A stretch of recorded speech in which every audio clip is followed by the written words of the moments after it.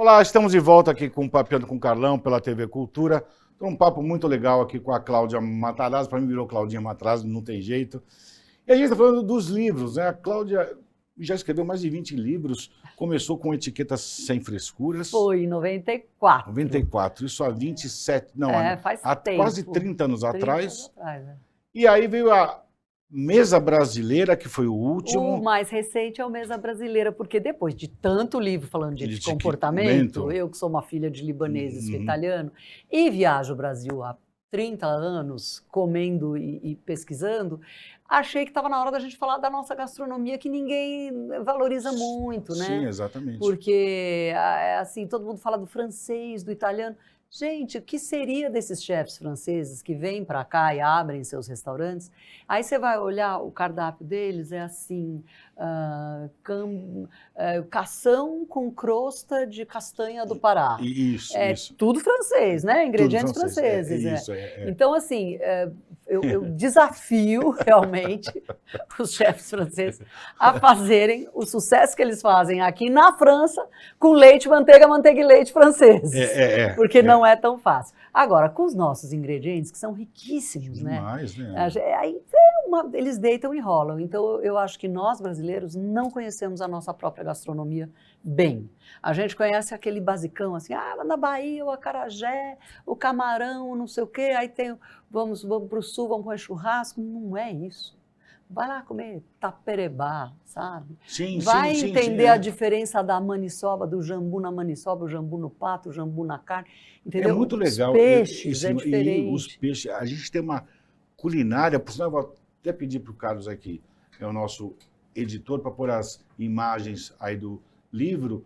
E assim, é uma bela sacada sua falar sobre a nossa comida mesmo. Você falou um negócio que faz total sentido. E assim, nós tivemos várias ondas de migração. Sim. Então, é muito interessante tem a história. Influências, né? No livro tem, inclusive, a história de cada prato regional. São 80 pratos regionais 80? explicados.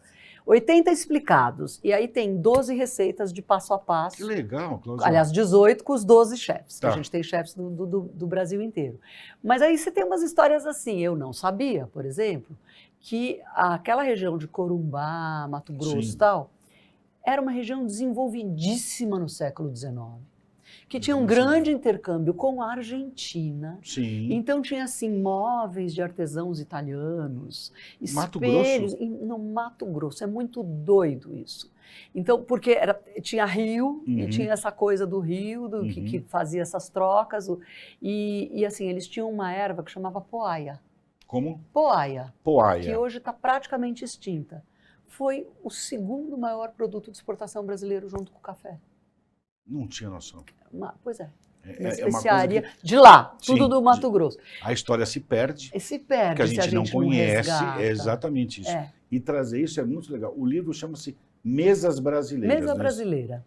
E aí você passeia ali. Aí a gente brinca. É por região ou não? Tem por região. São as 5 regiões, por região, cada chefe numa região. Sudeste, às vezes mais de Sul, Sudeste. Norte, Nordeste, Sudeste, Centro-Oeste, Sudeste e Sul.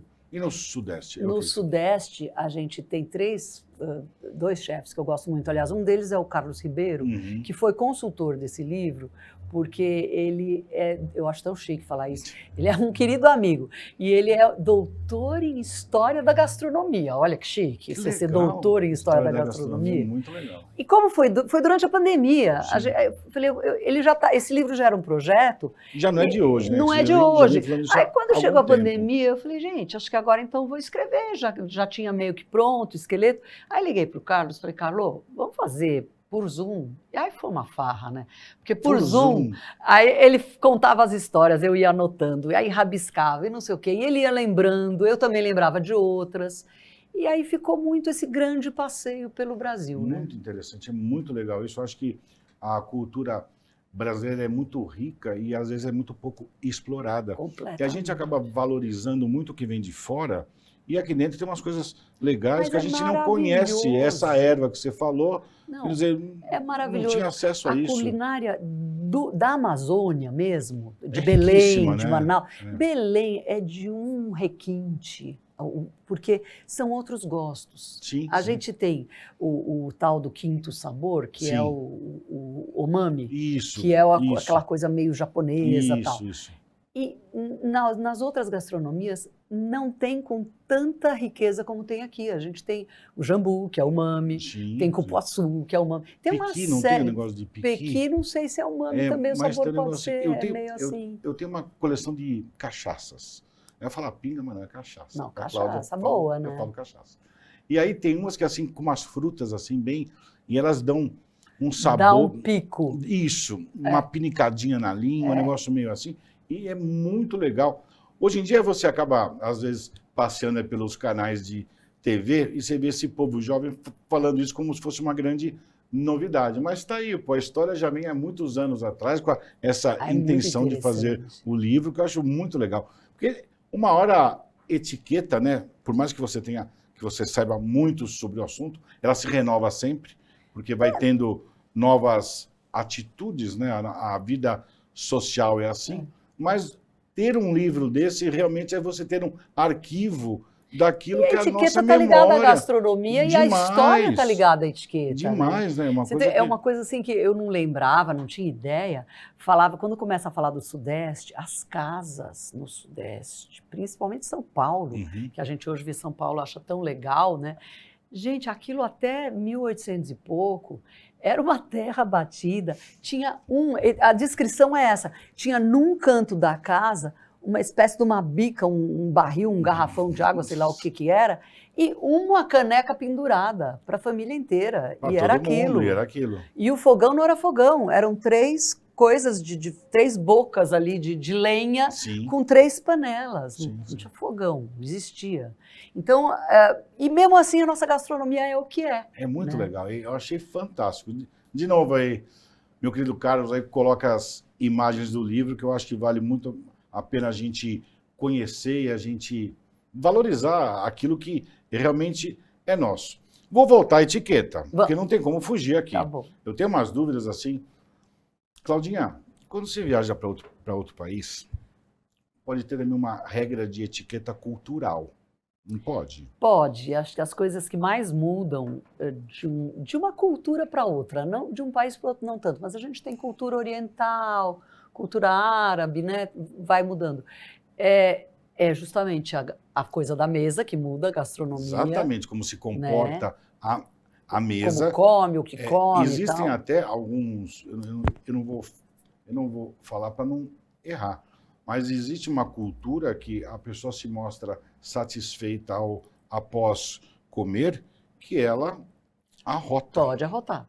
Viu? Existe. Ela Na arrota, cultura posso oriental, comer. basicamente. E me dá não um arrotão. E aí fala, pô, o cara gostou. Gostou. Então, quanto mais sonoro, quanto mais duradouro se for esse arroto, não sei, quer dizer que a pessoa está satisfeita. Para nós que estamos visitando o país, a gente entra na cultura deles ou fica na nossa? Não, acho que a gente pode ficar na nossa, mas tem que entender a cultura do outro. Exatamente. E se te oferecerem alguma coisa, a gente não pode torcer o nariz, né? A gente tem que meio que...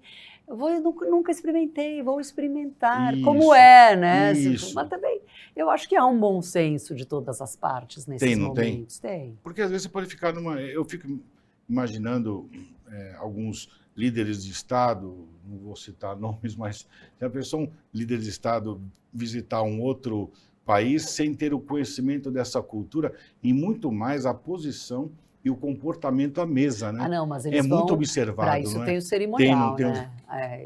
eu trabalhei no cerimonial há anos, então para isso tem o cerimonial. E aí quem tem que ter um cerimonial né? que saiba brifar a autoridade.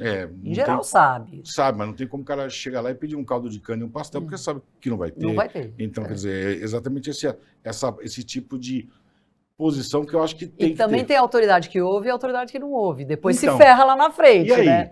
Então, porque aí depois se ferra lá na frente. E essas a gente avisa. Essas saias justas quanto à postura, quanto a tentar ter essa regra de etiqueta. Você tem alguma que você Lembra?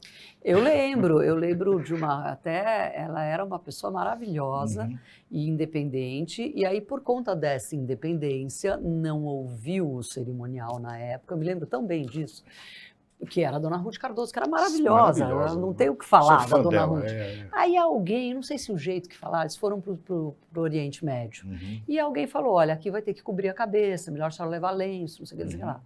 Ela falou, vou cobrir coisa nenhuma, que lenço, não, isso que é coisa... Acho que ela achou que... Porque a Dona Ruth tinha isso também, né, de achar que era uma coisa de submissão, sei lá o quê, né, sei lá eu.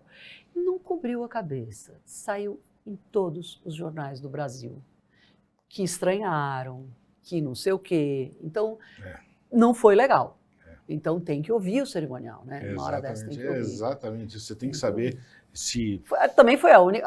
A gente pode errar na vida, né? Pode. Mas é chato, né? É chato, errar, né? E sair na manchete do jornal, errar no particular, tudo bem. É para isso que a gente está lá, né? Eu não sou a Dona Ruth, fui jantar com a Claudinha, fiquei cheio de dedos. Ela falou, mas eu peço...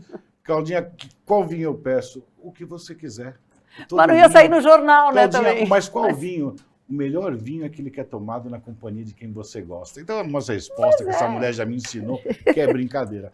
Claudinha, eu tenho muito a te agradecer sempre. Você é uma pessoa maravilhosa, a tua luz ilumina todos nós. É muito bom estar com você. Todo projeto que você põe a mão é um senhor projeto. Obrigada. Que 2024 seja melhor que 2023, com certeza. Ser. Você é uma pessoa de Deus, iluminada. Muito obrigado, não tenho palavras para te agradecer a você. A Rutinha, que sempre traz você aqui para Santos. E eu vou tentar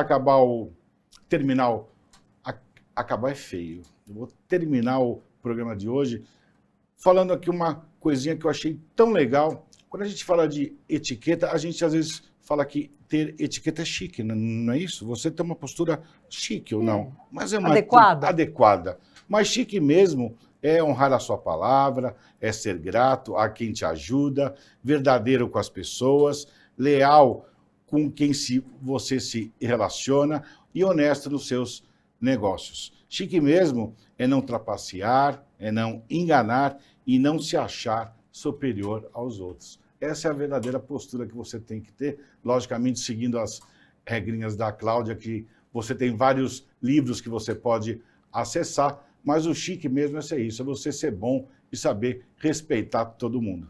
Gente, é um prazer sempre estar com você.